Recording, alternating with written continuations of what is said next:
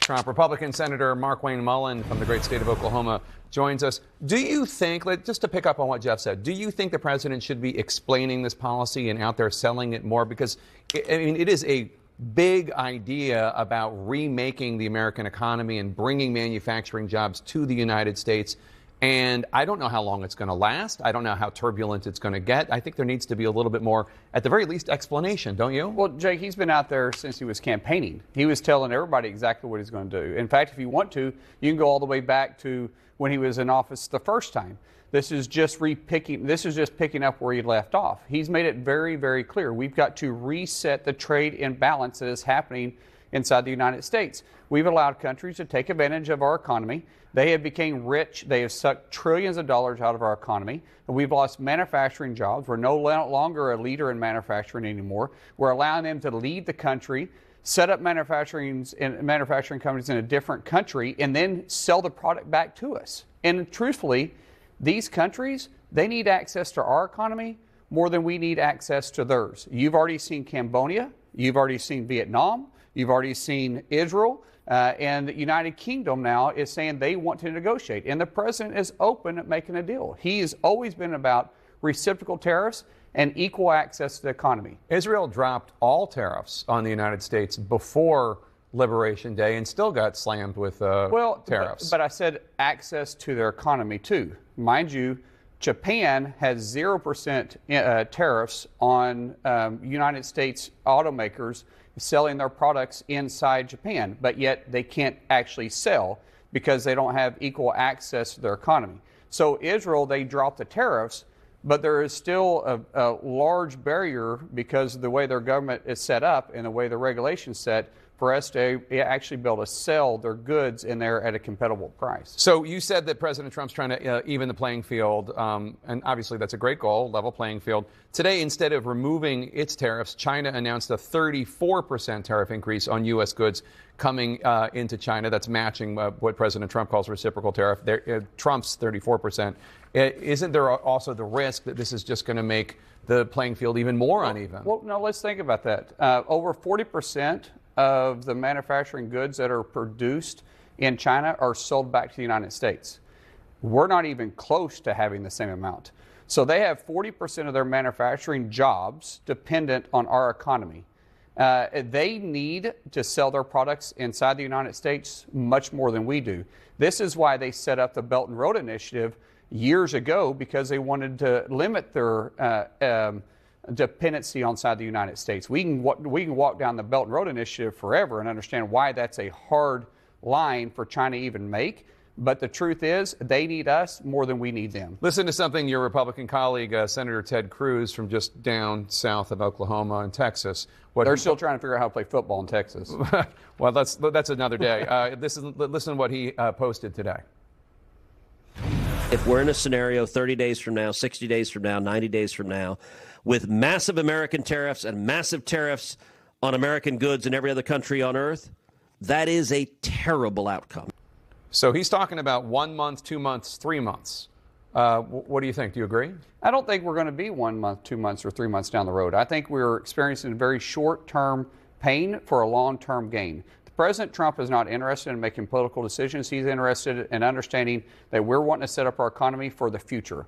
We have continued to gain bigger deficits and trade deficits with different countries around the world. If we're ever going to right the ship, if we're ever going to take care of it, this is the time to do it. And President Trump is just the president to do it because he's a business guy leading from the Oval Office, not a politician. Someone had to eventually take this bull by the horns and change the direction we're going. And President Trump is willing to do that, and he's going to do that. We're not going to be talking about this in 90 days. What we're going to be talking about in 90 days is how many manufacturing jobs are coming back to the United States. We're going to be talking about access to new markets for manufacturers that are here. And we're going to talk about reciprocal, fair, and trade balance with our allies across the world in our economy. You know, it's not just Democrats criticizing the president on this. It's not just economists. It's a lot of conservatives. Take a listen to Ben Shapiro. It is a tax paid for by Americans. So this is a massive tax increase on American consumers. That's what it is. And it is designed to be so. I mean, I've heard it described by economists who generally support Trump as the biggest tax increase since 1968. Well, if I'm going to be following somebody, I'm going to be following a guy that's been very successful in business and knows exactly what's going on. He's been talking about this since 2015, about the way that the U.S. is unfairly treated and the way we allow people to take advantage of us. And he knows because he's been in business. He's been in the retail business. He understands he understands tariffs better than any president we've ever had, and I would say any politician that we've ever had elected to office.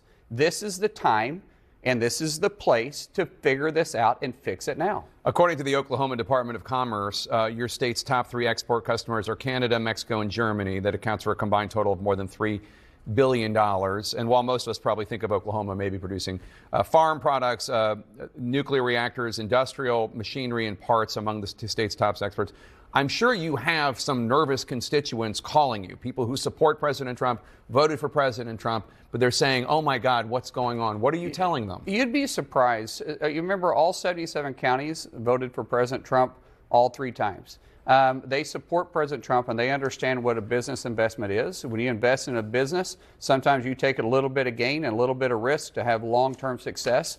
We're willing to do that. Now, have I heard from some people that just want to have clarity on what the end goal is? Absolutely. Have I heard from business leaders around the state that are upset? Absolutely not. They support what's trying to happen here. We're big in the aerospace industry. Canada has been taking advantage of us.